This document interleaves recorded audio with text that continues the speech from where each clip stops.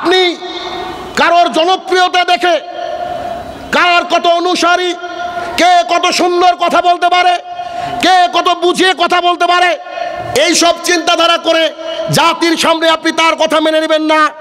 কারুর অন্ধ অনুসরণ করা যাবে না। যদি কারুর অন্ধ অনুসরণ করতে হয় তাহলে একজনের অনুসরণ করতে হবে, তার নাম মোহাম্মদ সাল্লাল্লাহু আলাইহি সাল্লাম। মোহাম্মদ সাল্লাল্লাহু আলাইহি ওয়াসাল্লাম অনুসরণ করতে হবে। আর আরেকটা কথা ভালো করে মনে রাখেন, যেই মানুষের মধ্যে সালাফি মানহাজ নাই, ওই ব্যক্তি পথভ্রষ্ট। ও লন্ডন থেকে পড়ুক, আজহার থেকে পড়ুক, মদিনা থেকে পড়ুক, যেখান থেকে পড়ুক না কেন, ওর মধ্যে যদি কি না থাকে, মানহাজুস সালাফ না থাকে, তাহলে ওই ব্যক্তি পথভ্রষ্ট, পথভ্রষ্ট, পথভ্রষ্ট। প্রমাণ নেবেন? নেবেন? বলবো, দিব প্রমাণ। পেকুয়া ডক্টর আজহারি সাহেব পেকুয়াতে মাহফিল করতে এসে যখন তিনি পেকুয়াতে আসলেন, মিডিয়া বলছে 12 লক্ষ মানুষ, গতকালকে নাকি পরশু দিনের মাহফিলে 25 লক্ষ মানুষ হয়েছে। যদি মানুষ হেদায়েত পাওয়ার হতো তাহলে তো 25 লক্ষ মানুষই যদি খালি রংপুরে যদি 2-1 লাখ হতো, তো তারা যদি ফজরে আসতো তো মসজিদ ভেঙে সেই রাতেই তৈরি করা লাগতো। বুঝেননি? এবার যখনই সামনে হাজার হাজার লক্ষ লক্ষ জনতা থাকে, আর তার মধ্যে যদি সালাফি মানহাজ না থাকে, মানহাজুস সালাফ না থাকে, তাহলে কিন্তু তার মুখ দিয়ে অনর্গল উল্টোপাল্টা কথা বেরিয়ে যায়। কত বড় একটা উল্টোপাল্টা কথা বলেছে, এটা বলা আমি জরুরি মনে করছি। আমি কারোর ব্যক্তিগত সমালোচনা করতে চাই না। যখন ইসলামের ক্ষতি হয়, আল্লাহর রসুলের অবমাননা হয়, তখন আমাদের মুখটা বন্ধ থাকে না। কেন? যখন আল্লাহ রসুলের ব্যাপারে উল্টোপাল্টা কথা পৃথিবীর মুখে কোথাও ছড়িয়ে দেয়, তখন আমরাই প্রথম প্রতিবাদ করি, কারণ আমাদের গায়ে বাঁধে। আল্লাহ রসুলের নামে যদি কেউ উল্টোপাল্টা কথা বলে, আমাদের গায়ে বাঁধা উচিত কি উচিত নয়? নিশ্চিত উচিত। তিনি রাসূলুল্লাহ সাল্লাল্লাহু আলাইহি ওয়াসাল্লামের একটা কথা বলতে গিয়ে, আল্লাহ রসুল রাখাল ছিলেন, এই কথা বলতে গিয়ে বলছেন যে হি ওয়াজ কাউবয়। কাউবয়, কাউবয় মানে কি? রাখাল। যদিও রাসূলুল্লাহ সাল্লাল্লাহু আলাইহি ওয়াসাল্লাম কোনদিন গরু চড়াননি, ছাগল চড়িয়েছিলেন। ছাগল চড়ানো মানে হচ্ছে প্রত্যেক নবী রসুলকে দিয়ে আল্লাহ সুবহানাহু ওয়া তাআলা ছাগল চড়িয়ে নিয়েছেন, এই জন্য যে ছাগল চড়াতে গেলে অনেক ধৈর্য লাগে। এটা জাতির জন্য শিক্ষা। তিনারা রাখাল নয়, তিনারা রাখাল নন। আপনি আরো তাজ্জব হয়ে যাবেন, কোরআনের যদি জ্ঞান না থাকে মানুষ এইরকম উল্টোপাল্টা কথা বলতে পারে। সূরা বাকারা সূরা নম্বর 2 আয়াত নম্বর 104 আল্লাহ সুবহানাহু ওয়া তাআলা সরাসরি কোরআনুল কারীমের মধ্যে বলছেন যে তোমরা রায়ে না বলো না, তোমরা উনজুর না বলো। এর তাফসীর করেন। এর তাফসীর যখন আপনি পড়তে যাবেন, আল্লাহ সুবহানাহু ওয়া তাআলা এই যে কথাটা বললেন, এই রায়ে না শব্দের অর্থ হচ্ছে কি? নরমাল একটা শব্দ রায়ে না, এই শব্দের অর্থ হচ্ছে যে আমাদের দিকে লক্ষ্য করেন, তো আমাদের দিকে লক্ষ্য করেন। আল্লাহ তাআলা বলছেন না তোমরা এটা বলি না, কি বলো? উনজুর না বলো। আচ্ছা, এবার শানে নজুল বলি, পেছনের ঘটনা বলি, এর তাফসীর বলি, বুঝতে পারবেন। ইহুদি মক্কার যে দুষ্টু প্রকৃতির খারাপ মানুষ ছিল ইহুদি, তারা করতো কি? রাসূলুল্লাহ সাল্লাল্লাহু আলাইহি ওয়াসাল্লামকে দেখলে বলতো রায়ে না, রায়ে না, রায়ে না, এই কথা বলতো। আর রাসূলুল্লাহ সাল্লাল্লাহু আলাইহি ওয়াসাল্লাম মনে করতেন আমাকে বলছে আমাদের দিকে নজর দেন, আমাদের দিকে নজর দেন, কথা তো ভালো। এলাকার মানুষও মনে করতেন আরে কথা তো সুন্দর। রায়ে না লিখতে গেলে যে আইনটা লাগে, আইনটাকে একটু টান দিয়ে যখন উচ্চারণ করা হয়, হিব্রু ভাষায় তার অর্থ হয়ে যায় আমাদের রাখাল। নাউজুবিল্লাহ। মানে উনি বলতে চাইছেন আমাদের রাখাল। আর মুসলমানরা মনে করছে রায়ে না মানে আমাদের দিকে কি করেন? নজর দেন। আসলে ওরা দিচ্ছে গালি। এটা দেখে কিছু মুসলমান বলা শুরু করলো। তখন ইহুদিরা মনে মনে হাসার বলছে মুসলমান কত বোকা, তাদেরকে বলে দিলাম রায়ে না, এই কথা বলে দিলাম। আর ওরাও বলছে রায়ে না, আমাদের দিকে নজর রাখেন। তখন আল্লাহ সুবহানাহু ওয়া তাআলা প্রতিবাদ করলেন কোরআনের আয়াতের মাধ্যমে। আল্লাহ সুবহানাহু ওয়া তাআলা বলছেন খবরদার নবীকে রায়ে না বলো না, তোমরা বলো উনজুর না, আমাদের দিকে একটু খেয়াল করিয়েন তো। কত সুন্দর ভাষা, আমাদের দিকে একটু লক্ষ্য করিয়েন তো। তাহলে আল্লাহর জমিনে কেউ যদি আল্লাহ রসুলকে রাখাল বলে, কাউবয় বলে, এটা আল্লাহ রসুলের শানে বিয়াদবি। গোটা বাংলাদেশের মানুষের উচিত যারাই এই ধরনের বাক্য ব্যবহার করবে তাদেরকে বয়কট করার। হতে পারে গোটা পৃথিবী তার ভক্ত, কিন্তু যদি কোরআন এবং সুন্নাহর বিরুদ্ধে কোনো কথা বলা হয়, তার বিরুদ্ধে আপনাকে আমাকে প্রতিবাদ করে তুলতে হবে, নইলে মানাজুস সালাফকে কবর দিতে হবে আল্লাহর জমিনে। এই জন্য মানাজুস সালাফ অতীব জরুরি। কোথা থেকে শিক্ষা গ্রহণ করছেন এটা জানা জরুরি। তবে বড় মানুষ, অনেক মানুষ আর অনেক জনগণের বিরুদ্ধে মানুষ কথা বলতে চায় না। কেন? সে বলছে এত এত বড় কথা বলে আমার ইমেজ নষ্ট হয়ে যাবে। শুনুন, ইমেজ নষ্ট নয়। রাসূল সাল্লাল্লাহু আলাইহি ওয়াসাল্লাম যখনই বললেন কুলু লা ইলাহা ইল্লাল্লাহ তুফলিহুন, তখন নিজের চাচা নিজ থেকে বলছে বিয়াদবকে হত্যা করতে হবে, একে গ্রাম ছাড়া করতে হবে। আল্লাহ রসুলকে পালিয়ে যেতে হয়েছিল মক্কা থেকে মদিনাতে, পালিয়ে যেতে হয়েছিল। তার মানে যারা মানহাজুস সালাফকে অনুসরণ করবে, যারা শহীদ দিনকে মেনে চলবে, নিজের জীবনে অ্যাপ্লাই করবে, সেই ব্যক্তির শত্রু গোটা গ্রাম হবে, গোটা এলাকা হবে। একবার আপনি মানহাজুস সালাফ মেনে দেখেন, দেখেন আপনার বাবা আপনার বিরোধিতা করবে। যেমন আল্লাহ রাসূল সাল্লাল্লাহু আলাইহি ওয়াসাল্লামের পরিবার তার বিরোধিতা করেছিল। শুনেন, জনপ্রিয়তার 5 পয়সা মূল্য আল্লাহ তাআলার কাছে নাই। 25 লক্ষ কি 25 কোটি কি গোটা পৃথিবী যদি আপনার তাফসীর মাহফিল শুনে, তারপরেও এ জাতির কোনো উপকার হবে না।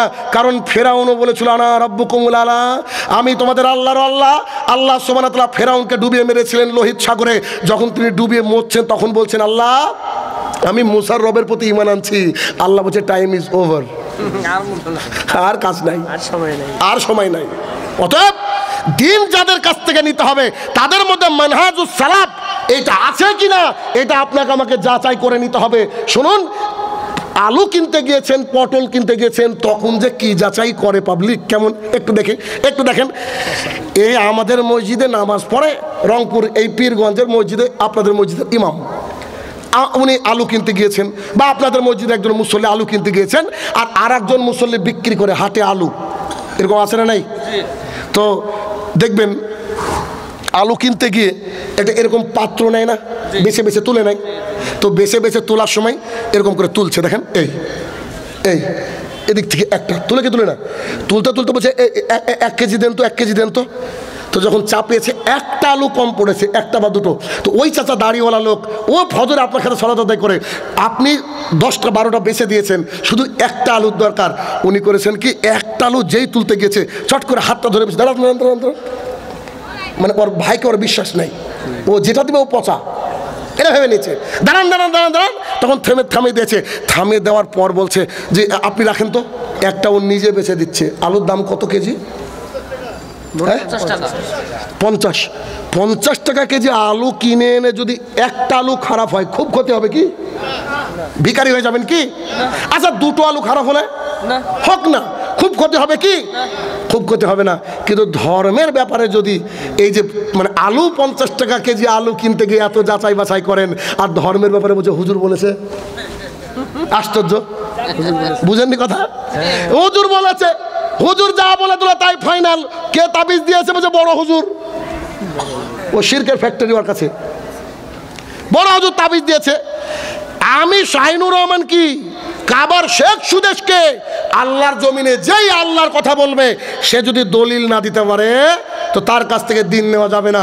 আমি আপনাকে যে কথা বললাম সূরা বাকারার 104 নম্বর আয়াত খুলে যদি দেখেন না পান, তখন শাহিনুর রহমানকে যাওয়ার সময় বলে জনাব আপনি এই কথা বলে গেলেন কেন, আপনাকে যাচাই করতে হবে। এর নাম হচ্ছে মানহাজুস সালাফ, এর নাম হচ্ছে মানহাজুস সালাফ। তাহলে সালাফদের ভূমিকা কি বুঝতে পারছেন? যাদের কাছ থেকে আমরা দিন নিয়েছি, দিন নিব, তাদের যে অগ্রগণী ভূমিকা পালন করেছে, তারা যে হক দিনকে রেখে গিয়েছে, ওই হক দিন আমরা নিব। আমরা কোনো সেলিব্রিটির কাছ থেকে দিন নিব না। কারণ আলু 2টো পচা হলে পরের দিন বা পরের জুমাতে হাটে গিয়ে বলা যাবে, বাজারে গিয়ে বলা যাবে, কিন্তু কবরে গিয়ে এসে বলা যাবে না যে হুজুর তাবিজ দিয়ে করলেন কি, আমাকে তো শিরকের মধ্যে নিমজ্জিত করলেন। ফেরেশতা যে হাতুড়ি মারছে, এটা কোনো বলার রাস্তাই নাই যে গো। আচ্ছা, রাস্তা আছে কি?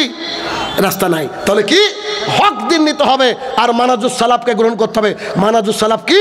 রাসূলুল্লাহ সাল্লাল্লাহু আলাইহি সাল্লাম মক্কার বুকে যেদিন শেষ খুতবা দিচ্ছেন, মক্কার বুকে মক্কা বিজয় করার পর যখন তিনি শেষ খুতবা দিচ্ছেন বিদায় হজ, সেই সময় তিনি বলে গেছেন ইসলামকে পরিপূর্ণতা দান করা হলো, এর মধ্যে কোনো কিছু ঢোকানো যাবে না, বের করাও যাবে না। তিনি সুদের ব্যাপারে বলতে গিয়ে বলছে আমার নিজের চাচা আব্বাস রাদিয়াল্লাহু আনহু তিনি সুদের কারবার করতেন, তার সুদকে পায়ের তলে দমড়ে মুছড়ে রেখে গেলাম, সুদ আর চলবে না। তো আশা কি করে চলে, ব্র্যাক কি করে চলে, চলে কি করে গো? আবার বলছে যে আমরা তাওহীদি জনতা, 95% মুসলমানের দেশ, এদেশে কনসার্ট হয় কেউ বাধা দেয় না, মাহফিল হলেই বাধা। বুঝলেননি? ওই যে কচুয়াতে মাহফিলের বাধা হয়েছে, ওই দেখেন আপনার সিলেটে যান, আসাদুল্লাহ গালিব, ডক্টর আসাদুল্লাহ গালিবের মাহফিলকে করতে দেওয়া হচ্ছে না, কিন্তু রাহাত ফাতে আলী খান আসলো আর মেয়েরা জড়া জড়া ধরে আছে, ছেলেরা জড়া ধরে আছে, অথচ ওটা নাকি চলছে, কনসার্ট চলছে। এদেশে হ্যাপি নিউ ইয়ার চলে, কেউ বাধা দেওয়ার নেই। একটা বিয়ে হলে 7 দিন ধরে গান শুনতে হয়, শুনবো না বললে 7 দিন ধরে 8 দিন ধরে গান শুনতে হয়, তারপরেও বলছে যে আমরা নাকি দিন মানি। আশ্চর্য, বলছে আমরা নাকি ওই মানাজুস সালাফকে মানি, আমরা নাকি দিন ইসলাম মানি, আমরা নাকি হানাফি, আমরা নাকি শাফি, আমরা নাকি মালিকি, আমরা নাকি মানে কি কত কি বানিয়ে ফেলেছি আমরা, কিন্তু আমাদের মধ্যে দিন নাই। এটা হচ্ছে বর্তমানের পরিস্থিতি, এটা হচ্ছে বর্তমানের পরিস্থিতি। শুনুন, দিন ধর্ম নিতে হবে কোরআন এবং সুন্নাহ থেকে। যখনই কোরআন এবং সুন্নাহ থেকে দিন নেবেন, একটু দেখেন আদম আলাইহিসসালামকে আল্লাহ তাআলা তৈরি করলেন। আদম আলাইহিসসালাম থেকে মুহাম্মদ সাল্লাল্লাহু আলাইহি ওয়াসাল্লাম পর্যন্ত একজন নবীর নাম বলেন তো, যে নবীকে তার জাতি ফুলের মালা দিয়ে বরণ করেছে নেতা এমপির মতো? নবী মানে বিরোধিতা। কি কোমল ভাষা! নূহ আলাইহিস সালাম 950 বছর দাওয়াত দিয়েছে, 40-50টা লোক হেদায়েত পেয়েছে। কখনো বা টালমাটা নিজের ছেলে হেদায়েত না পেয়ে পাহাড়ের উপরে উঠে বসে আছে, বলছে আমি ডুববো না, দেখি দিই। হ্যাঁ, আশ্চর্য কথা! 950 বছর দাওয়াত দেয় একজন নবী, তার দিন চলে না, আর তুমি এসে দিন প্রচার করছো। কি দিন প্রচার করছো? দিন প্রচার করলে পিঠের চামড়া জাতি তুলে নেবে। হক কথা বললে জাতি কি করবে? পিঠের চামড়া তুলে নেবে। প্রমাণ, লুকমান হাকিম ছেলেকে বলছে, বেটা ইয়া বুনাইয়া, ও আমার কলিজার টুকরা, লা তুশরিক বিল্লাহ, আল্লাহর সাথে কি করো না? শিরক করো না। ইন্না শিরকা লা যুলমুন আযীম, শিরক হচ্ছে সবচেয়ে বড় গুনাহ। আপনি আপনার ছেলেকে সকালবেলায় সুন্দর করে ড্রেস পরে যাচ্ছে, আপনার ছেলে, আব্বু কোথায় যাচ্ছ? আজকে শহীদ মিনারে ফুল দিব। অথচ লুকমান হাকিম কি হচ্ছে ছেলেকে? এটা বলছে। লুকমান হাকিম তার কলিজার টুকরা সন্তানকে বলছে, ইয়া বুনাইয়া, ও আমার কলিজার টুকরা, আকিমিস সালাহ, তুমি সালাত কায়েম করো। আমরু বিল মারুফ, মানুষকে ভালো কাজের আদেশ করো। জি, ভালো কাজ কি? আপনি যদি সালাত আদায় করেন, কেউ কিছু বলবে কি? খুব ভালো কাজ, দেখেন কোনো অসুবিধা নেই, সালাত আদায় করো, সালাত আদায় করো। এবার বলছে আমরু বিল মারুফ, মানুষকে ভালো কাজের উপদেশ দাও। ভালো কাজ কি? রাসূলুল্লাহ সাল্লাল্লাহু আলাইহি ওয়াসাল্লাম বলছেন, কোন ব্যক্তি যদি ফরজ সালাতের পরে আয়াতুল কুরসি পাঠ করে, তো সে ব্যক্তি মরলে জান্নাতে যাবে। সেই হাদিস।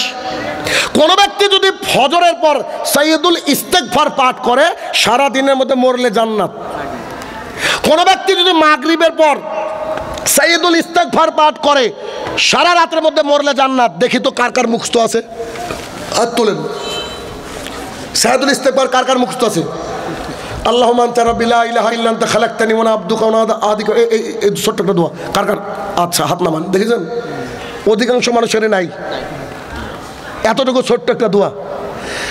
রাসূলুল্লাহ সাল্লাল্লাহু আলাইহি ওয়াসাল্লাম বলেছেন, কোন ব্যক্তি যদি প্রতিদিন 10 বার সূরা ইখলাস, কুল হুয়াল্লাহু আহাদ পড়ে, তার জন্য জান্নাতে মিডিলে আমি ঘর দিব। অথচ 10 বার কুল হুয়াল্লাহু আহাদ পড়তে 3 মিনিটও লাগে না। রাসূলুল্লাহ সাল্লাল্লাহু আলাইহি ওয়াসাল্লাম বলছেন, আমি প্রতিদিন 70 বারের উপরে আমি নিজেই তওবা ইস্তিগফার পাঠ করি, যার কোনো গুনাহই নাই। অথচ আপনার আমার হিসাব কি নাই? ভালো কথা বললে দেখবেন মানুষ কিছু বলে না, সুন্দর সুন্দর আমলের কথা বলছে, কিছু বলে কি? বলে না। এখন দেখেন লুকমান হাকিম ছেলেকে বলছে, বেটা আকিমিস সালাত, সালাত কায়েম করো, আমরু বিল মারুফ, ভালো কাজের আদেশ দাও, অনহা আনিল মুনকার। এইখানে একটু বাধা, কেমন? অনহা আনিল মুনকার, বেটা অন্যায় দেখলে বাধা দাও। চাচা এমন করে দাঁড়িয়ে রেখে সিগারেট খাচ্ছে, মানে সিগারেট খাওয়া ওয়াজিব, আসলে নাই? সিগারেট খাচ্ছে, চায়ের দোকানে মাগরিবের সালাত আদায় করে বসেছে, আর ওখানে ইন্ডিয়ান সিনেমা হচ্ছে, আর ইন্ডিয়ান নায়িকা নাচছে, মাথায় টুপি তখনও। চাচা বলছে আমি মুসলমান, চাচা বলছে আমি মুসলমান। চাচা ফজরের সালাত আদায় করে কোদালটা ঘাড়ে নিয়ে মাঠে চলে গেছে, এখন আল কাটতে কাটতে আল খুঁজে পাচ্ছে না আমিন এসে। চাচা তখনও বলছে মুসলমান। তুমি মানুষকে বলো, যারা পাশা, ক্যারাম বোর্ড, জুপি লুডু, মোবাইলের ফ্রি ফায়ার, পাবজি, যারা এগুলো খেললো, তারা হচ্ছে শুয়োরের চর্বির মধ্যে হাত ডুবালো। হাদিস মুসলিম শরীফের। তুমি মানুষকে বলো পানবিড়ি, জর্দা, গুল, সিগারেট এগুলো হচ্ছে হারাম খাদ্য, এ খাদ্য গ্রহণ করে জান্নাতে যাওয়া যাবে না। তুমি মানুষকে বলো যে রেল স্টেশনে ভিক্ষা করে খাওয়া যাবে, কিন্তু আকিজ কোম্পানিতে চাকরি করা যাবে না। তুমি মানুষকে বলো সালাত আদায় যদি কোনো ব্যক্তির ইচ্ছা করে ছেড়ে দেয় এক ওয়াক্ত, সেই ব্যক্তি মুসলমান নয়, এ ব্যক্তি কাফের। তুমি মানুষকে একথা বলো, যখন এ কথা তুমি বলতে যাবা তখন কি হবে? তোমার পিঠের চামড়া থাকবে না। তাই লোকমান হাকিম ছেলেকে বলছে অসবির আলামা সাবাক, বেটা ধৈর্য ধারণ করো। আশ্চর্য লাগে এই আয়াতটা আমার। কেন? একটু দেখেন, একটু আয়াতটা দেখেন, বুঝতে পারবেন। আল্লাহ রাসূল সাল্লাল্লাহু আলাইহি ওয়াসাল্লাম আমাদেরকে শোনালেন, আল্লাহ তাআলা দিয়ে দিলেন লুকমান হাকিমের কথা। কি? ইয়া বুনাইয়া, ও আমার কলিজার টুকরা, আকিমিস সলা, সলাত কায়েম করো, অমরু বিল মারুফ, ভালো কাজের কথা বলো, সুন্দর কথা, অন্যা আনিল মুনকার, মানুষকে অন্যায় কাজ থেকে নিষেধ করো। পরের বাক্যটা যদি থাকতো তাহলে তুমি জান্নাতে যাবা। কি সুন্দর না? সেটা তো কি হতো না? তাহলে তুমি জান্নাতে যাবা। কিন্তু উল্টে কি বলছে? ওয়াসবির আলা মা সাবাক, বেটা তুমি ধৈর্য ধারণ করো। কেন? সলাত আদায় করলে জাতি কিছু বলবে না, ভালো কাজের কথা বললে, আমলের কথা বললে কিছু বলবে না। এই জন্য তো গাট্টিওয়ালাদেরকে কেউ কিছু বলে না, মসজিদের মধ্যে স্বপ্নদোষ করে, কেউ কিছু বলে না। কেন? ওদের কোনো কিছুই নাই, ও যাই বলেন ওই ফাজাইলে আমল। তো দুই, তুমি মানুষকে ভালো কাজের কথা বলো। ছেলেকে 3 নম্বর জায়গায় বলতে গিয়ে তিনি আশঙ্কা করছেন যে আমার ছেলে যখন জোয়ারদার বিরুদ্ধে বলে, কোনটা কি বক্তার বক্তৃতা শোনা যাবে না, এ কথা যদি বলে জাতি তার পিঠের চামড়া তুলে নেবে। এই জন্য ছেলেকে বললো, বেটা একটু ধৈর্যশীল হও, একটু ধৈর্য ধরো, জাতি তোমাকে সাইজ করার জন্য একদম রেডি হয়ে আছে। বাংলার জমিনে যে কতদিন দেখলাম বক্তা বক্তৃতা করছে আর দাঁড়ি চাচা সভাপতি বুঝে দাঁড়ান। ইন্ডিয়াতে এতদিন থেকে বক্তৃতা করছি, কোনো মায়ের বেটা হয়নি আমাদেরকে যে আমাদেরকে বলেছে দাঁড়ান দাঁড়ি চাচা লোক। কিছুদিন আগেও তো থাকতো না। আল্লাহ তাআলা রহমত দিয়েছে আপনাদেরকে গো। এই রহমত আপনারা এখনো বুঝতে পারছেন না, কি যে রহমত আছেন আপনারা, কি যে রহমত। এর চেয়ে বড় স্বাধীনতা আর কি হতে পারে বলেন তো? এই যে দাড়িওয়ালা লোকগুলো আমার পাশে বসে আছে, আর যদি ওই অবস্থায় থাকতো তো পাশে কিন্তু ইনাদের সুযোগ হতো না। অমুক ভাইয়ের চরিত্র ফুলের মতো পবিত্র, ভাই দিন রাত জেনাতে ব্যস্ত, দিন রাত টাকা লুটাতে ব্যস্ত, ভাই গরিবের জনদরদি নেতা। গোটা পৃথিবীর এমন কোনো দেশ নেই যে তার বাড়ি নাই। তাহলে কি তার জনপ্রিয়তা? অতএব যখন জাতি হক কথা বলবে, হক কথা জাতির সামনে বলবে, তার পিঠের চামড়া জাতি তুলে নেবে। আপনি কি দেখেননি যদি আমি এইভাবে কথা বলি, আল্লামা দেলোয়ার হোসেন সাঈদ পীরের বিরুদ্ধে কথা বলতো, কত বিরুদ্ধে কথা বলতে গিয়ে বেচারা শেষ জীবনে কতদিন জেল খাটলো। আপনি কি দেখেননি আব্দুর রাজ্জাক বিন ইউসুফ হাফেজাহুল্লাহ সিলেটের মাটিতে মার খেলো? আপনি কি দেখেননি কত সুন্দর করে কথা বলে আমাদের দেশের ডক্টর জাকির নায়েক, আমাদের দেশের আলেম সমাজ তাদেরকে তাড়িয়ে দিয়েছে। আপনার দেশে এক সময় সানি লিওন একজন বেশ্যা নারীকে আসার অনুমতি দেওয়া হয়েছে, ডক্টর জাকির নায়েক আজও অনুমতি পায়নি। তিনি অনেক মনে আক্ষেপ করেন যে আমি বাংলাদেশে কবে যাব, তার আত্মাটা বাংলাদেশের মধ্যে জুড়ে আছে, তার আত্মাটা ঢুকে আছে, অথচ তিনি এখন পর্যন্ত পারমিশন পাননি। হয়তো ইনশাল্লাহ পাবেন। তো এদেশে আজে বাজে কিছু করার জন্য তখন মানুষ প্রস্তুত ছিল, কিন্তু আলহামদুলিল্লাহ আল্লাহ তাআলা রহমত দিয়েছে আপনাদেরকে। এবার আপনি সমাজদারকে এলিয়ে ইশারা কাফি, আপনি একটু বুঝে যাবেন আমি কি বলতে চাইছি। তাহলে কি মানহাজুস সালাফ, এটা একটা কঠিন একটা দিন। মানহাজুস সালাফ কি? একটা ছোট্ট ঘটনা বললে বুঝতে পারবেন। এটা দেখেন, আমি যে গ্রামের মানুষ সে গ্রামে বিয়ে করেছি, একই গ্রামে। তো আমার স্ত্রী তার দাদার কাছে মানুষ, দাদা বুঝেন তো, দাদুর কাছে মানুষ। তো এটা আমার বাড়ি, আর এখান থেকে মোটামুটি হাফ কিলোমিটারও হবে না, আরেক তার একটু কম, 300 মিটার। তো ওইখানে তার দাদার বাড়ি। একটা ক্যারি ব্যাগে করে মোবাইল নিয়ে যাচ্ছে, ক্যারি ব্যাগের তলা ছিল ফুটো, মোবাইলটা পড়ে গেছে। তো তার দাদার বাড়িটা হচ্ছে ওই মসজিদের সামনে, যে মসজিদ থেকে আমি শাহিনুর রহমানকে বের করে দেওয়া হয়েছে। আমি সৌদি আরবে গিয়ে এসে হক দিন প্রচার করেছি, আমিন বলা শুরু করেছি, বুকে হাত বাঁধা শুরু করেছি, তখন আমাকে ফেতনাবাজ বলে মসজিদ থেকে বের করে দেওয়া হয়েছে। ওই মসজিদের সামনে তখন এই ঘটনা ঘটেছে। তখন আমাকে অন্য একটা ফোন নিয়ে বলছে যে আমার ফোনটা হারিয়ে গেছে। তা আমি বলছি আলহামদুলিল্লাহ, আমি বলছি অন্য একটা ফোন নিয়ে আমাকে ফোন দিয়ে আমার স্ত্রী বলছে আমাকে এটা বলছে ফোনটা হারিয়ে গেছে। আমি বলছি আলহামদুলিল্লাহ। এই কথা বলার পরে বলছে আল্লাহ তুমি এই ফোন নিয়ে যাকে পরীক্ষা করেছো ওকে ক্ষমা করে দিও, ও তো পাগল, বুঝতে পারেনি একটা ফোনের কারণে হয়তো জাহান্নামে যাবে। আল্লাহ ওই আমার ভাই, ও যদি জাহান্নামে না যায় আমি এখনই ক্ষমা করে দিলাম। এটা আমার চরিত্র আর কি। আপনি আমাকে গালি দেন, অসুবিধা নেই, আমি ক্ষমা করে তারপরে যাবো বাড়ি। আমার ভাই আমার জন্য আটকাক, এটা আমি চাই না, কারণ কিয়ামতের মাঠ সম্পর্কে তার ধারণা নাই। আমি আবার ফোনটাকে লাগিয়ে দেখলাম যে ফোনটা আছে সুইচ অফ, মানে ভালো হলো কি পেয়েছে, পাওয়ার সাথে সাথে সাথে সুইচ অফ। আমি বললাম যে আবার কিনে নেওয়া যাবে, এটা কোনো ব্যাপার না। রাত্রিবেলায় যখন ছেলেকে ঘুম দিব এমতো অবস্থায় ওই বড় মসজিদ, যে মসজিদ থেকে বের করে দিয়েছে আমাদেরকে, সেই মসজিদ থেকে আমি মশারি টাঙাচ্ছি। মশারি বুঝেন কিনা, দেশে তো আছে। তো মশারি যখন টাঙাচ্ছি তো ওই মসজিদের মাইক থেকে ঘোষণা আসছে, শাহিনুর রহমানের মোবাইল হারিয়ে গেছে, যদি কেউ মোবাইলটা পেয়ে থাকেন আমাদের মসজিদে জমা দেবেন অথবা তার বাড়িতে দিয়ে আসবেন। এ কথা যখনই বলেছে দুবার তিনবার ঘোষণা করে, যেই তার ঘোষণা শেষ হয়েছে আমি এভাবে একটু আওয়াজে বলছি, আল্লাহ শাহিনুর রহমান যেন মোবাইলটা না পাই। তখন আমার স্ত্রী বলছে, আরে এটা তো তোমার মোবাইলের কথা বলছে, তুমি আবার বলছে না পাই, তুই পাগল হয়ে গেছো নাকি, ঘটনা কি? তা আমি বললাম, আমি বুখারী মুসলিম আবু দাউদ তিরমিজি থেকে 13খানা হাদিস জানি, যেখানে বলা হচ্ছে রাসূলুল্লাহ সাল্লাল্লাহু আলাইহি ওয়াসাল্লাম বলেছে, মসজিদ থেকে যদি কোনো হারানো বস্তুর সন্ধান কেউ করে তো তুমি বদদুয়া করো। আরে মোবাইল আমার কেন? কথা কি বোঝাতে পেরেছি? তার মানে আমার বুকের উপর দিয়ে বুলডোজার চলে গেল, কোটি টাকার ক্ষতি হয়ে গেল, আমাকে কোরআন এবং সুন্নাহকে মেনে নিতে হবে। ইবনে মাসউদ রাদিয়াল্লাহু তাআলা আনহু বলেন, আমি রাস্তা দিয়ে যাচ্ছিলাম, একজন ব্যক্তি উটকে শুইয়ে দিয়ে জবাই করার চেষ্টা করছে, উটকে শুইয়ে দিয়ে জবাই করার চেষ্টা করছে। তিনি বলছেন, আমি ওখানে দাঁড়িয়ে গিয়ে বললাম, আল্লাহর কসম করে বলছি আমি আবুল কাসেমকে দেখেছি। আবুল কাসেম কে বলেন তো? মুহাম্মদ সাল্লাল্লাহু আলাইহি সাল্লাম। আমি মুহাম্মদ সাল্লাল্লাহু আলাইহি সাল্লামকে দেখেছি, তিনি উটকে দাঁড়িয়ে নহর করেছেন। এটুকুই সহ্য করা যায় না? রাসূল সাল্লাল্লাহু আলাইহি ওয়াসাল্লামের কথা সাহাবী কি করে মানতো জানেন? একজন সাহাবী, এটা পরের ঘটনা, ওই জুমার দিনে ঢুকছে, মানুষ ঢুকছে, রাসূল সাল্লাল্লাহু আলাইহি ওয়াসাল্লাম খুতবা দিচ্ছেন, একজন সাহাবী করেছে কি, এইভাবে পা দিয়েছে চৌকাটে, মসজিদের চৌকাটে পা দিয়েছে, আর রাসূলুল্লাহ সাল্লাল্লাহু আলাইহি ওয়াসাল্লাম খুতবার মধ্যে বলেছে ইজলিস, বসো। আসলে তাকে বলেনি, কি বলেছে? ইজলিস, বসো। খুতবার মধ্যে থাকে না কথা এরকম, বসো। তো ওইখানে বসেছে, বসার পর যখন খুতবা শেষ হয়েছে ওইখানে বসে খুতবা শুনেছে। সালাত আদায় করার পর রাসূলুল্লাহ সাল্লাল্লাহু আলাইহি ওয়াসাল্লামকে বলছে, জানেন আপনি বলেছেন ইজলিস, আমি বুঝতে পারিনি, বসে পড়েছি, কারণ আল্লাহ আপনাকে মানতে বলেছে, না হলে জান্নাত হবে না। তখন মুহাম্মদ সাল্লাল্লাহু আলাইহি ওয়াসাল্লাম তার জন্য দোয়া করছে, বলছে, হাই আমার জাতি কিভাবে আমাকে অনুসরণ করে। কি দিয়ে বোঝাবো আপনাকে আমি?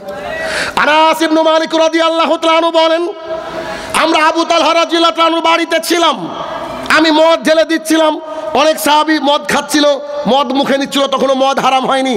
একজন ব্যক্তি বাইরে থেকে এসে বলছেন, আমার জান যার হাতে, সেই আল্লাহর শপথ, এখন কোরআনের আয়াত নাজিল হলো, কারণ মদ একবারে হারাম হয়নি, মদ 3 বারে হারাম হয়েছে, আস্তে আস্তে আস্তে হারাম হয়েছে, 3 বারে হারাম হয়েছে। তো মদ হারাম করেছে আল্লাহ সুবহানাহু ওয়া তাআলা। সঙ্গে সঙ্গে আবু তালহা রাদিয়াল্লাহু তাআলা বলছে, আনাস জি বলেন, সব মদের যতগুলো বোতল আছে, ঠিলি আছে, কলসি আছে, সবকে ভেঙে দাও। বলছে, আমি সব ভাঙলাম, মদিনার গলিতে যেন মদের বন্যা বয়ে যাচ্ছিল, বন্যা বওয়া মানে বোঝাতে চাইলো যে ভেঙে চলে যাচ্ছিল। তো তাদের এইটা করতে গিয়ে অসুবিধা হয়নি। আর দিন রাত বাংলার জমিনে পান বিড়ি জর্দা গুল সিগারেটের বিরুদ্ধে বলি, তারপরে 111 চলছে গো, বুঝলেন না? তারপরে চলছে, এরা এগুলো তো চলে চলে হুজুর আবার মসজিদের মধ্যে আল্লাহু আকবার বলে সালাতে দাঁড়িয়েছে, সূরা ফাতিহা তেলাওয়াত করছে, তো মনে হচ্ছে শেখ সুদেশ, কি সুন্দর তার কিরাত। তারপরে বলছে, ইয়া আইয়ুহাল্লাযীনা আমানু ইন্নামাল খামরু ওয়াল মাইসিরু ওয়াল আনসাবু ওয়াল আজলামু। এটা বলার পরে বাইরে গিয়ে বলছে যে ওই হাকিমপুরীতে একটা পান মারো তো। কি দিয়ে পান মারো? আমি তাজ্জব হয়ে যাই, বিশ্বাস করেন। কেন তাজ্জব হয়ে যায় জানেন? দুর্গার প্যান্ডেল আছে না, দুর্গার প্যান্ডেল, দুর্গা পুজোর মন্দির, এখন এক ঠাকুর সাহেব বেলপাতা নিয়েছে, বেলপাতা পর্যন্ত, আর গঙ্গা জলের মধ্যে চুবেছে, এক হাতে ঘন্টা, তো এরকম করছে, নাচছে পুজোর সামনে আর মন্ত্র পাঠ করছে। কি বলছে? অন্ধকার মাপা বিশন্তি অসম্ভূতি উপাস্তে একরম ব্রহ্মম দেবতা নাচতে নাচতে নিয়ে নিকেঞ্চন। ঠাকুরকে বলছি, আচ্ছা জনাব, মন্ত্র শেষ, পুজো শেষ, আমি তো একটু চর্চা করি, তো আপনার একটু জানতে এসেছি, এই আপনি যেটা পড়লেন এটার মানে কি? আমি তো আমাদের ঠাকুরকে চিনি, তো বুঝলেন না? তা বললাম যে এটার মানে কি? তখন ওর মাথা খারাপ। এই জন্য দেখবেন কিছু আমাদের আলেম আছে, ওদেরকে যদি কথা বলতে যান, তোর বাপের বিয়ে আমি দিয়েছি রে, তুই সেদিনে ছিলি, এত বড় কথা করতে পেলি তুই, হ্যাঁ, এই কথাই বলে। তো ওরকম পণ্ডিত ওদের মধ্যে আছে। তাহলে ঠাকুরমশাই বলছে একটু এটা মানে বলেন না। বলছে মানে তো দেখতে হবে, জানে না, দেখতে হবে। তা আমি একটু বলি। হ্যাঁ আপনি বলবেন মানে দাঁড়িয়েলা লোক, একটু বলি। আচ্ছা বলেন শুনি। আপনি যা বললেন তার অর্থ হচ্ছে অন্ধকর্মপ বিসন্তি, ওই সব লোক আরও বেশি অন্ধকারের দিকে যাচ্ছে। অসম্ভূতি, যারা নিজে বানায় উপাসতে তারপরে পুজো করে, যারা নিজে হাতে বানিয়ে তার পুজো করে তারা অন্ধকারের দিকে ঢুকছে। শোনেন মজা আরও আছে পরে, অন্ধকারের দিকে ঢুকছে। কেননা একাম বোম্বা, ঈশ্বর একজন, বোম্বা একজন, দেউতা নাচতে দ্বিতীয় নাই, নিহিনি কিঞ্চন একটুকু নাই। তো 17 জন কি করছে বুঝলেননি? তখন মাথা খারাপ, হ্যাঁ এটা কোথায় আছে? আমি এই জায়গায় আছে। তো আচ্ছা ঠিক আছে আজকে গিয়ে দেখছি। তারপরে আর হুজুরের সাথে ঠাকুরের সাথে আর দেখা না। কি দিয়ে বোঝাবো আপনাকে আমি, কি দিয়ে বুঝাবো? যেমন আমাদের ঠাকুর ধর্ম বুঝে না, ওদের ঠাকুর ধর্ম বুঝে না। যদিও কথাটা খারাপ লাগছে, তা আসলেই তো তাই। তুমি ধর্ম বুঝো না তো স্টিয়ারিং ধরলা কেন গো?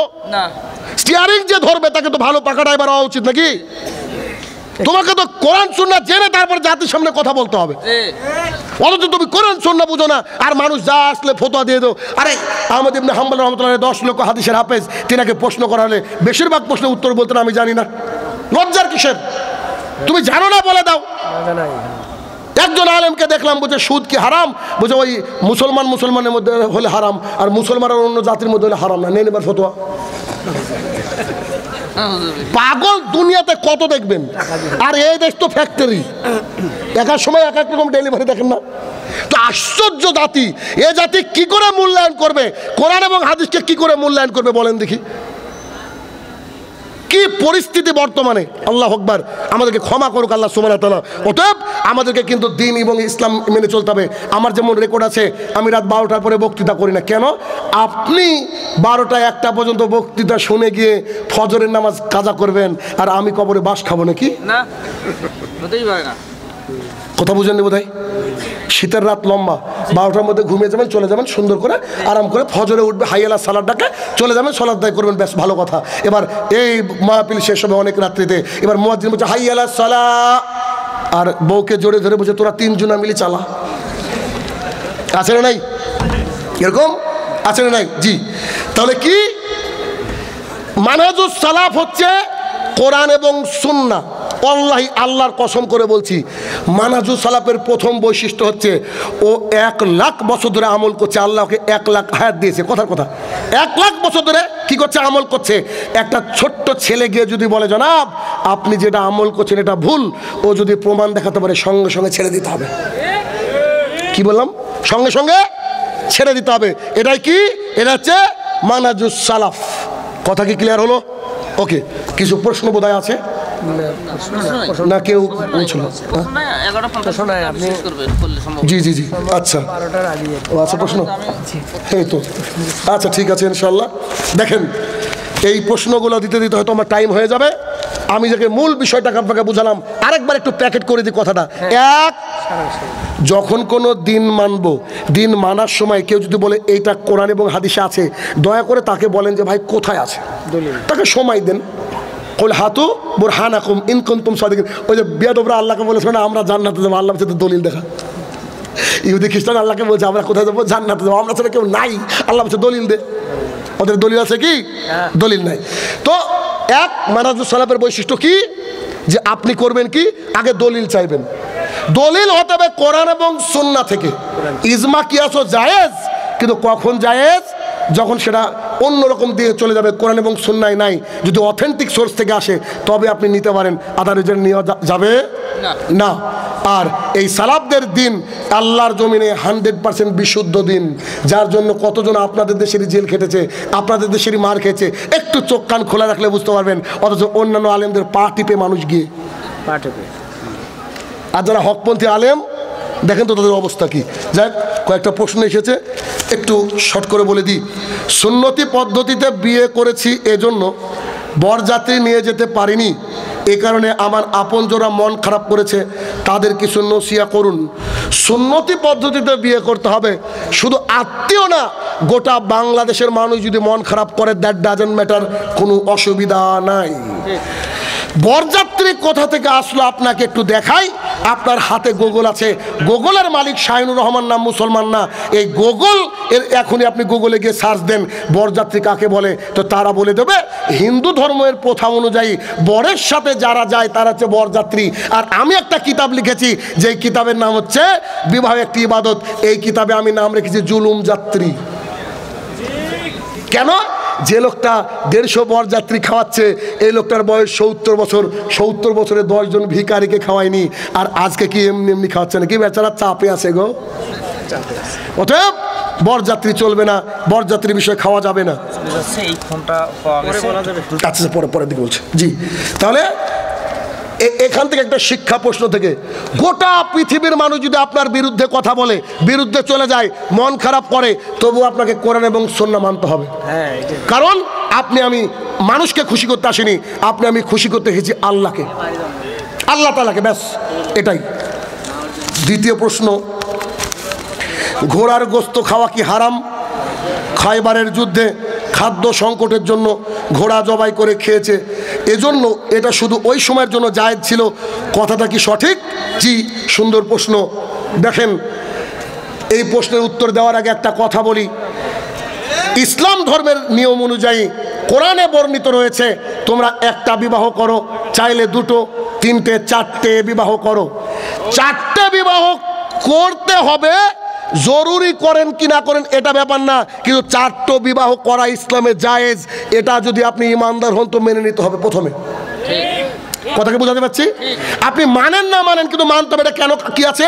কোরআনে আছে। তবে একটু মাঝে মজা করে কথা বলি। ডক্টর জাকির নায়েকের উস্তাদের নাম কি? শেখ আহমেদ দিদাত।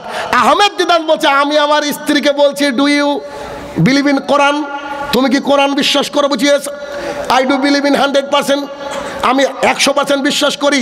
তখন উনি বলছেন যে কোরআনে 4টে বিবাহ আছে, তুমি মানো কি না? বলছি ইয়েস আই ডু এগ্রি, অবশ্যই আমি মানি। বলছে আমি যদি দ্বিতীয় বিবাহ করি তোমার কি কোনো রিয়াকশান হবে? তো উনি বলছেন যে না, আমার আবার কিসের রিয়াকশান হবে? আমি একটা বন্দুক কিনবো, আই উইল শুট ইউ, তোকে মারবো। আসলে এটা ভালোবাসা থেকে বলেছে। কেন? পৃথিবীর সবাই সব কিছুর ভাগ দিতে চায়, কিন্তু স্ত্রী স্বামীর ভাগ দিতে চায় না। কিন্তু স্ত্রীকে মানতে বাধ্য যে পুরুষ চাইলে 4টে বিবাহ করতে পারে। এবার আপনার দলিল শুনেন, আমি আপনাকে দলিল দেবো, এত টাইট দলিল দেবো, কুড়োল দিয়েও কাটতে পারবেন না, পানি দিয়েও ধুয়ে দিতে পারবেন না, বন্যা তো ভাসে দিতে পারবেন না। দলিল একটু দেখেন ভালো করে মনোযোগ সহকারে। জাবের রাদিয়াল্লাহু তাআলা আনহু বলেন, খায়বারের যুদ্ধে গৃহপালিত গাধার গোশত খাওয়ার জন্য রাসূল সাল্লাল্লাহু আলাইহি ওয়াসাল্লাম অনুমতি দিয়েছেন। আল্লাহ সুবহানাহু ওয়া তাআলার তরফ থেকে যখন আয়াত নাজিল হয়ে গেল গৃহপালিত গাধার গোশত খাওয়া হারাম, তখন রান্না করা গোশত আমরা ফেলে দিলাম। রাসূল সাল্লাল্লাহু আলাইহি ওয়াসাল্লাম ঘোড়ার গোশত খাওয়ার কথা বলেছে, হাদিস বুখারী শরীফের 5520। এখন যখনই বলবো হাদিস বুখারী শরীফের, তখন যদি আপনার মনটাও খারাপ করে, তাহলে আপনার ইমানটাকে চেক আপ করানোর দরকার আছে। রুচি কার হলো না হলো দ্যাট ডাজন্ট ম্যাটার। যেমন কাঁকড়া খাওয়া হালাল, আমার কিন্তু হয়তো কোনোদিন রুচি হবে না, কথা সত্য, তো আমাকে মেনে নিতে হবে। আর এটার নামই হচ্ছে ইসলাম, এটার নাম ইসলাম। হাদিস এখনো আছে, এখনো চিৎকার করে লাভ নাই। এটা 1।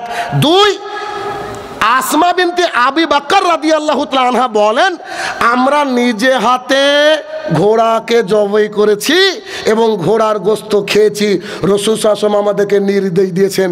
তিনি তো আর খায়বারের যুদ্ধে ছিলেন না যে আপনার দলিল থাকবে যে ওইখানে সংকটময় মুহূর্তে দিয়েছেন, আর এখানে সংকটময় মুহূর্ত আসলোই না। সহিহ বুখারী হাদিস নম্বর 5119। এবার রুচিতে আপনার বাদলে আপনি খান, না হলে কোনো ব্যাপার নেই, তবে আপনাকে মনে প্রাণে ধরে নিতে হবে এই গোশত খাওয়া হালাল, এতে কোনো সন্দেহ নেই। 3 নম্বর প্রশ্ন, 3 নম্বর কথা। এবার তোমরা খবরদার ঘোড়ার গোশত খেও না, কেননা খাদ্য সংকট হলে তবে খাও। যে হাদিসটা আবু দাউদে রয়েছে, এই হাদিসটা শেখ নাসিরউদ্দিন আলবানী জয়ীফ বলছে। বলেন আমরা কি করব? আর যখন বুখারী আর মুসলিমের মধ্যে কোনো হাদিস থাকবে, বাদ বাকি কিতাবে খুঁজতে যাওয়া হচ্ছে বোকার লক্ষণ। জি, পরের প্রশ্ন। এবার আমি বুখারীর দলিল দিলাম, এরপরে যদি ঝামেলা করেন আপনি, আপনাকে তাহলে নফসকে জিজ্ঞাসা করতে হবে। আমাদের গ্রামের অনেক মুয়াজ্জিন ওয়াক্তের 5 বা 7 মিনিট আগে আজান দেয়, আজান কি শুদ্ধ হবে? খুবই সুন্দর প্রশ্ন। দেখেন, আজানের খাস করে ফজরের আজান আর মাগরিবের আজানের সাথে সিয়াম সম্পৃক্ত, আর তাহাজ্জুদের সালাত সম্পৃক্ত। ধরেন আজকে পীরগঞ্জে ফজরের আজান হচ্ছে 5:32, কিন্তু আমার কোনো একজন ভাই 5:40 আজান দেওয়া শুরু করলো, কিন্তু একজন ভাই উঠে তাহাজ্জুদের সালাত আদায় করছেন। আপনার মাইকে এই ফুমারা শুনে তাহাজ্জুদকে শেষ করে দেবে। 10 মিনিট ছিল তাহাজ্জুদ পড়ার, আপনি নষ্ট করলেন, এজন্য আপনি দায়ী। 1 2 একজন ভাই সিয়াম পালনের নিয়াত করেছে, সোমবার বৃহস্পতিবার বা কোনো সিয়াম পালন করে, ও খেতে বসেছে, ঘুমটা একটু পরে ভেঙেছে, অমনি মাইকে আল্লাহ আকবার শুনেছে, ছেড়ে দিয়েছে, তার জন্য দায়ী আপনি। অতএব সলাতের যখন ওয়াক্ত হবে একটু ওয়াক্তকে দেখে তারপরে আপনি কি করেন আজান দেন। কেননা এখন আল্লাহর রহমতে মোবাইলের অ্যাপস পাওয়া যায়, যদি না থাকে তাহলে গুগলে গিয়ে লিখেন যে টুডেজ সানসেট হেয়ার, আজকে সূর্য অস্ত কখন, তখন আপনি মাগরিবের আজান দেন। কথা কি বোঝা গেল? অতএব এভাবে আজান আগে দিতে যেন না, একেবারে টাই সময় আজান দিবেন। আর এবার ধরেন মাগরিবের আজান কেউ আগে দিল, অবস্থা কি হবে? ওই যে রোজাটা নষ্ট হবে। এবার মাগরিবের আজান অনেক পরে দিল, অবস্থা কি হবে? রাসূলুল্লাহ সাল্লাল্লাহু আলাইহি ওয়াসাল্লাম বলছে, আমার জাতি আমার উম্মত ততদিন কল্যাণের পথে থাকবে যতদিন দ্রুত ইফতার করবে। দ্রুত ইফতার মানে আউয়াল ওয়াক্ত, অর্থাৎ একেবারে প্রথম টাইমে। অতএব ইসলাম হচ্ছে বাধা ধরা নিয়ম। আপনার আমার বুঝ চলবে না, বুঝ সরাসরি মুহাম্মদ সাল্লাল্লাহু আলাইহি ওয়াসাল্লামের কাছ থেকে নিতে হবে, নাহলে সাহাবায়ে কেরাম, নাহলে তাবেঈন তাদের কাছ থেকে নিতে হবে। মানাজুস সালাফ এতক্ষণ এটা বুঝালাম, এমনি নাকি? এমনি তো ভাইরা এটা সিলেকশন করে দেয়নি।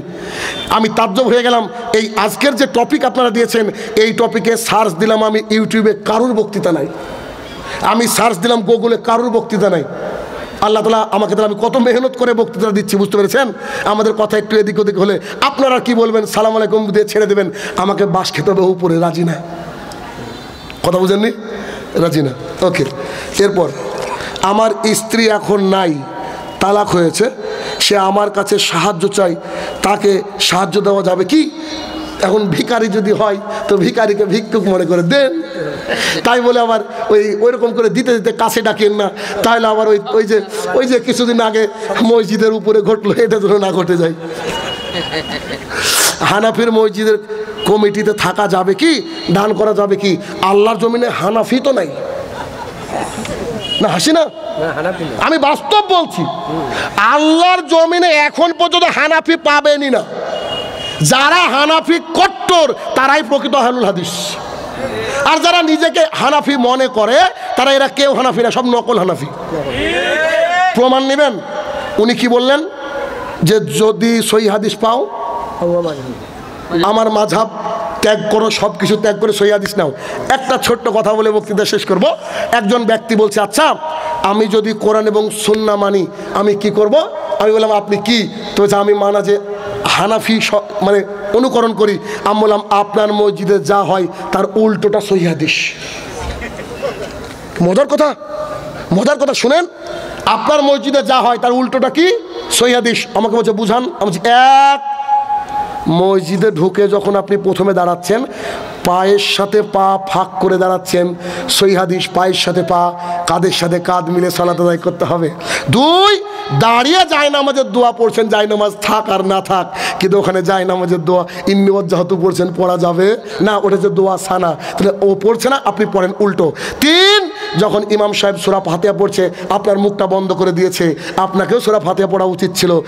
4, ইমাম সাহেব আমিন বলছে, আপনাকে আমিন বলতে হবে, আপনি বলছেন না। 5, তিনি একবার আঙুল মারছেন, আপনাকে ক্রমাগত নড়াতে হবে। 6, তিনি সালাম ফিরিয়ে সঙ্গে সঙ্গে মাথায় হাত দিয়ে দোয়া পড়ছেন, এটা নাই। 7, সালাম ফিরে বলছে আল্লাহুম্মা আমিন, আপনাকে আয়াতুল কুরসি পাঠ করার জন্য বুখারীর হাদিস দিলাম, ওরা যা করছে তার উল্টোটা সেই হাদিস। ঠিক কথা বোঝা গেল? অতএব আলোচনা লম্বা না করে শেষের দিকে একটা কথা বলবো। দেখেন ভাইয়েরা আমার, একেবারে নতুন মাদ্রাসা এই হিফজুল কোরআন মাদ্রাসা, আলহামদুলিল্লাহ। এই মাদ্রাসায় আপনাদের নৈতিক দায়িত্ব, সন্তানদেরকে যেমন ভর্তি করাবেন, মাদ্রাসায় টেক কেয়ার করবেন এবং এই মাদ্রাসায় বেশি বেশি সাহায্য করবেন, এটা আপনাদের নৈতিক দায়িত্ব। তো আপনারা অবশ্যই মাদ্রাসায় দান করে যাবেন। হে আমার প্রতিপালক, এতক্ষণ যে আলোচনা করলাম মাবুদ, এই আলোচনা থেকে যেন আমরা সবাই উপকার পেতে পারি, আল্লাহ তুমি সেই তৌফিক আদা করো, আল্লাহুম্মা আমিন। হে আমার প্রতিপালক, কবরের তলে যারা সাহিত্য জানি না কি হালে রয়েছে, তারা যদি ক্ষমার যোগ্য হয় তাকে তুমি ক্ষমা দান করো, আল্লাহুম্মা আমিন। আমরা যেন মানাজুস সালাফ মেনে চলতে পারি, আল্লাহ তুমি সেই তৌফিক আদা করো, আল্লাহুম্মা আমিন। আসসালামু আলাইকুম ওয়া রাহমাতুল্লাহি ওয়া বারাকাতুহু। আলহামদুলিল্লাহ, আমরা প্রায় 2 ঘন্টা থেকে যারা মৌলানা মোহাম্মদ শাহিদুল ইসলাম মাহির নিকট অত্যন্ত গভীর কথা শুনলাম। আমাদের মাহফিল, আজকের ওয়াজ মাহফিল শেষের দিকে। এখন অধ্যক্ষ সম্মানিত সভাপতি সাহেব তারা সভাপতি কথার মাধ্যমে এবং দোয়ার মাধ্যমে সভা